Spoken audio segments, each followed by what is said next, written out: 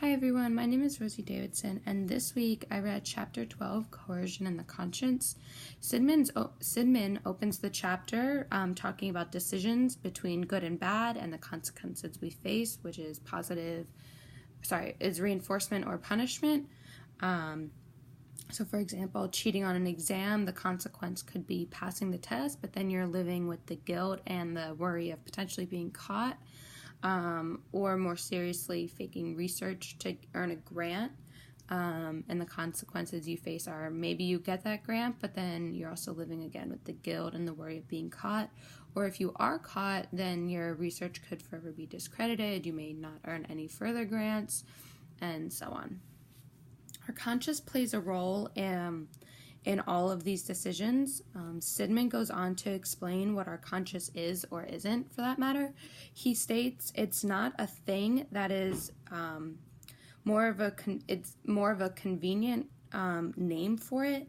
And on page 186, he says a shorthand way of talking about our conscience, it's a shorthand way of referring to our tendency to do the right thing when conflicting contingencies pull us in opposite directions, particularly when at least one of those contingencies might involve punishment.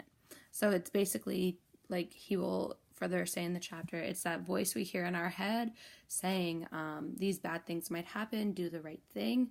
That's our conscience. Origins of the conscience is the first subsection in this chapter. The origin of our conscience has roots in coercion. Sidman explains or uses another rat example to explain this, that a rat is taught if it uses a lever, if he pushes a lever, it'll get food in return, so it's positively being reinforced for pushing the lever.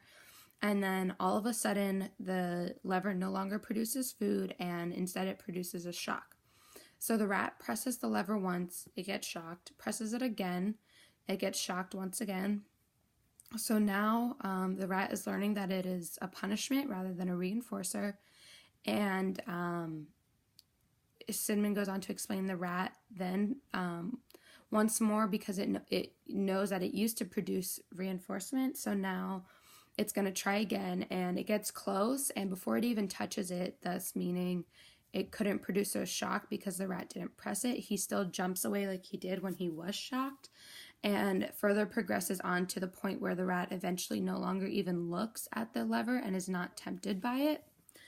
And the next example that Sidman gave was with a baby who similarly tries to go over to a glass vase, and when the baby goes to reach for it, the mom yells no, bad, and don't touch, and does that twice, getting the same response both times. And so the baby eventually, like the rat, stopped being tempted by the vase and eventually just was no longer interested in the vase at all. The next subsection was conscience and control. We teach children conscience by telling or showing them what is and is not permitted, and punishing them when they go outside of the limits of what is allowed, and rarely reinforcing them for staying within the limits. And this is where the coercion aspect of conscience comes in, is that we typically only punish to teach what is good and bad, and we rarely reinforce to teach that. Children and adolescents learn what is acceptable versus what is not by only pressing the levers that do not produce shocks, as in that rat example.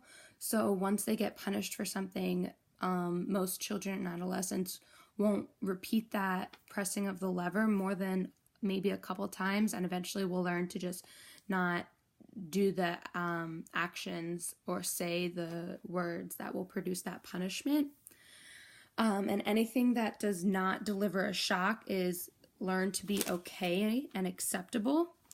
And that is what falls into our conscience and what is good. If our conscience is strong, it may lead us to a narrow path, meaning that we may avoid anything that may or may not even cause or lead to a shock. So we stop trying new things, we stop even looking at things that may be considered bad, or that may lead to something bad. These people are obedient and may rarely try new things in fear of producing a shock, even if it's completely novel and have no idea whether it will produce a shock or not. These people may even be resistant to change when things were previously off limits, but because of society and cultural norms may now be considered acceptable. They still kind of stay in the old way of thinking that it's not acceptable, even if society says it is. Sidman expresses this is the result of building a conscience out of punishment because they're so fearful of that shock to occur. Sidman asks, is the conscience to be trusted? Goes on to say society depends on the conscience for survival, and that we even created religion or perpetuated religion to help build and maintain the conscience by having a higher power teaching us what is morally okay and not okay. However, as we all know, these attempts to build conscience sometimes fail. The inner voice is easily corrupted by the strong positive reinforcement society offers. So the times that the teaching on conscience would fail would be somebody who goes into a life of crime, murdering people, or robbing, anything along those lines. People have also found ways to evade punishment even when still breaking the law, like beating up or threatening people who saw them or know that they committed the crime. Or in the case of like a business or organization who's doing something wrong and an employee finds out, they may hold that authority over their head, so they could say, I'll fire you if you tell anyone, and most people don't want to lose their job or can't afford to lose their job, so they stay quiet. In large corporations, they typically have a legal team who finds a way to outsmart the legal system or to find loopholes or go after smaller crimes that, even if they are found out, may be too taxing to actually be brought to court, so they know that they can get away with it even if they're caught. Strong illegal positive reinforcement can erode a conscience, thus putting someone feeling as if they are above the law, because they know even if they're caught that they won't be punished for it. Sidman